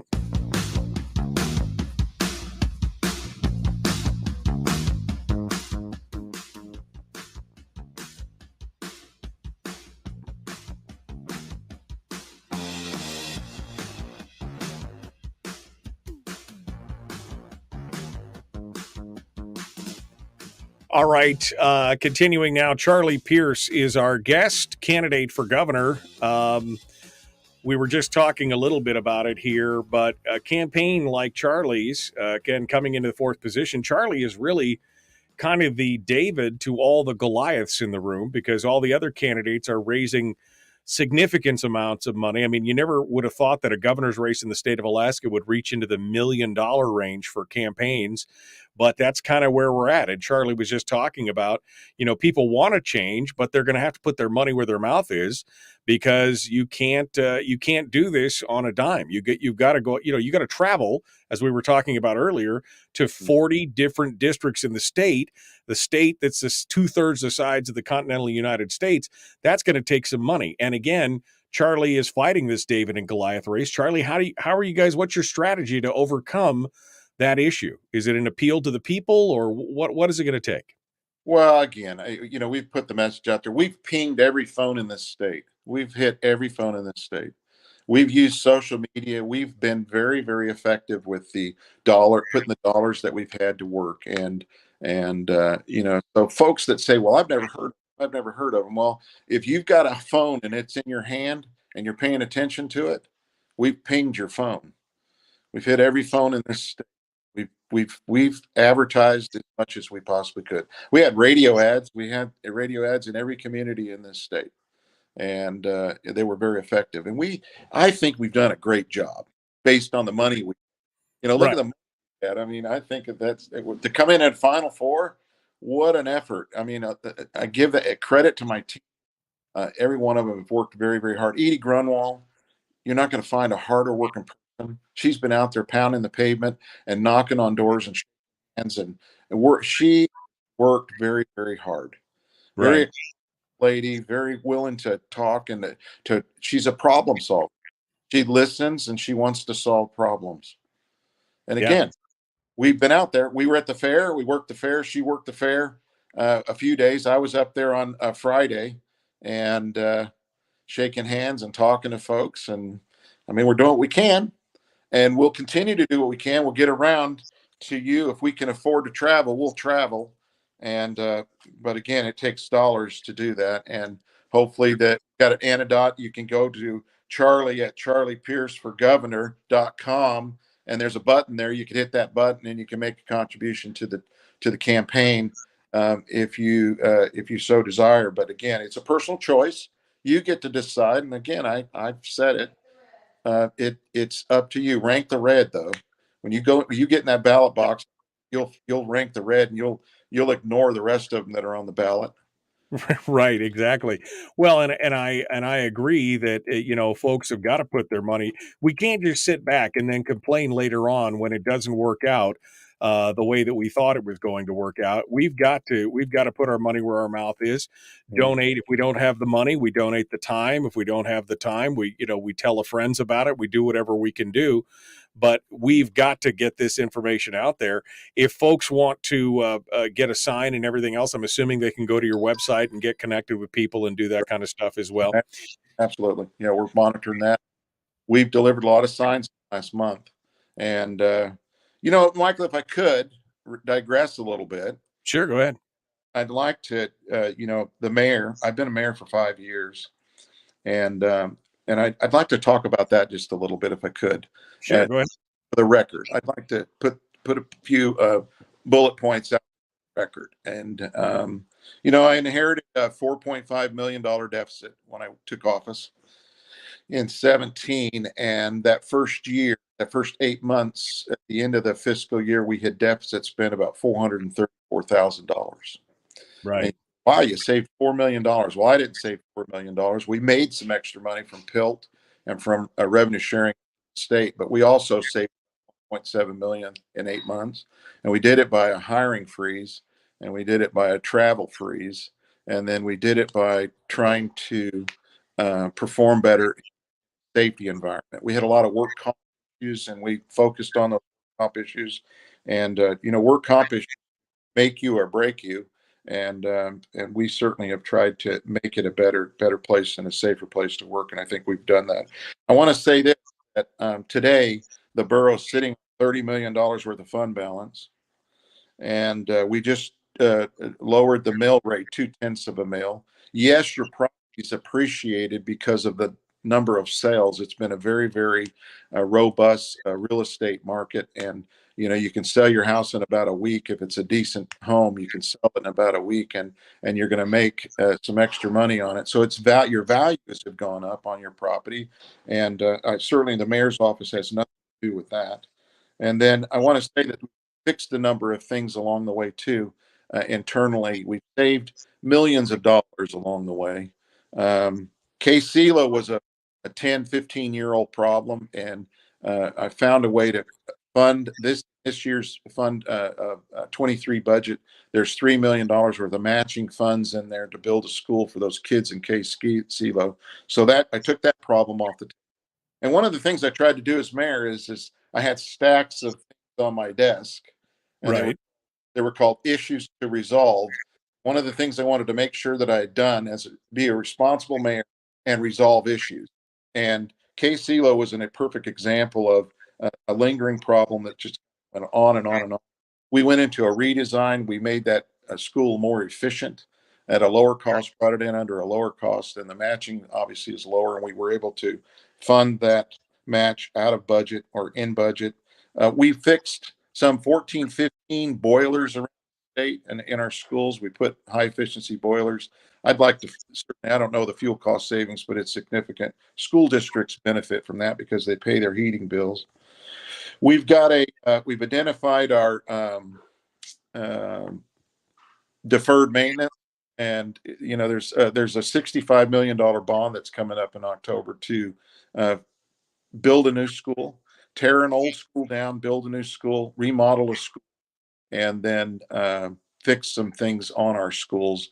But one of the things I tried to do as mayor is put an extra million and a half, $2 million in the budget to fix things every year, and we did that. And so Right. a lot of things out of budget. Look at the Homer High School. Homer High School roof was an $8 million, or estimated at $8 million, and we did it for about $4.5 million, and we paid for it out of pocket. And we put a control system in there. They got new boilers in the school, so you got another 50-year asset right there sitting there. Another school, 50-year asset, good shape. One of the things I looked at is if you have a dry roof and you have a good mechanical system, you don't have to worry about having a cold break in the middle of winter or having an event. And so again, $30 million in fund balance, 0.2 of a mil decrease in your property tax. And if you look at the forecast for 24 and 25, no revenue requirements and or mill rate increases. Right. So what I did was starting 5 years ago with a $4 million deficit up That's to a $30 million fund balance in a 5-year. I mean, that's a swing. We don't get, I give credit to the borough employees. They work very hard every day. They've got some very, very loyal and very dedicated folks that come into that building every day and do a good job. And they get credit for that savings. But again, they continue to save year after year. And I ran on the premise of, I'm going to run this borough and I'm going to try to avoid any mill rate increases. And I was successful in that. In fact, the year I took over, the mayor that was leaving wanted a 1 mil increase, and that would have been an $8 million take out of the economy. And I said, hold off, don't do it. We didn't do it. And then you're going to have 2 years after I'm gone without a mill rate increase. So you've had several years without a mill rate increase, and we've been successful. But again, we put a business plan together that works. And I think if I've done anything as a mayor, is I've demonstrated that you can save money in government and you can run things efficiently and you can run similar to a business. Right. Again, it goes back to, if there's a will, if you have the will and you can see the results you're looking for, you can actually achieve it. You put a strong team of individuals together, you can achieve a lot of good results. And I'm leaving this borough, for the record. I'm leaving this borough in good fiscal shape. And let's do a review of this situation 5 years from now. Let's talk 5 Right. years. Well, and I think, again, that's the only thing that a man can be happy, or a person I'm saying a man can be happy for, is that he leaves this world or his position or his job better than when he found it. And I think you've done that, which leads me to the question here before we get ready for the wrap up. The first 100 days in office, Charlie Pierce as governor. Is this the same kind of laser focus you're going to take into the governor's office, where maybe in a couple of years we could be back onto the proper track, and in 5 years down the road we could be, where we are in the positive, with fund balances growing, no new taxes, reduction in taxes as far as the taking of the PFD and everything else? Is that what your focus is going to be on? You have to have 21 and 11, right? You got to have relationships. Yep, absolutely. So it'd be foolish for me to say that I'm going to have all the control, and I won't have all the control. Dunleavy doesn't have all the control. You've got to have 21 and 11 to get anything done. And that's the first call to order, is develop some relationships where you can actually produce some results. But there are a lot of things outside of the legislature that the governor runs every day. There's a lot of business decisions that the governor makes every day in this state, in determining and deciding whether we spend something or don't spend something. Right. That's where you can make some strides in our local government, is say no to a lot of the things that you're currently doing. Right. Well, the argument could be made that as mayor, you didn't have full control either. You still had to work with the assembly. You still had to do those things. But a strong leader can drive the boat in that direction. You can, and you should. And again, why get involved if you're not going to want to make it better? Yeah, absolutely. Charlie, we got to wrap up here. Okay. give me a 30-second elevator pitch for Charlie Pierce for governor. Charlie at charliepierceforgovernor.com. Go out to the web. There's a button there. You can donate if you choose to help us. Look, we're an option for you. Rank the Red. I want to leave you with Rank the Red and emphasize that. I'm going to be doing that. I'm going to be shaking hands, continuing to shake hands and talk to folks. And I'm going to encourage you to get out there and rank the red when you go in the ballot box in November and vote your conscience. I respect the process, but I hope that there's not lots of large dollars that are influencing votes, and that it is a home Alaskan voice that. Charlie Pierce, thank you so much for coming in. Tomorrow, Brad Keithley, Chris Story, The Michael Duke Show. We will see you then. All right, Charlie. No, I mean, I agree. And I think everybody who's listening who agrees with all the things that Charlie just said, if every one of you just went to his website and dropped $25 on his website, it would go a long way to helping things out. There's 75 people in all the chat rooms right now. 25 times 75, that'd be a nice little chunk of change to do an ad buy somewhere, or to get a flight for Charlie out to Newicksik or something like that, so that he can talk with these people and show this passion out there. We got to do it, folks. We got to help, whether it's carrying a sign, putting a sign in your yard, dropping some money, knocking on doors for Charlie, going to the fair, doing whatever it is. this is what we need, right, Charlie? I think so. It's ours to have, and it's ours to determine how the outcomes are going to look. Yeah.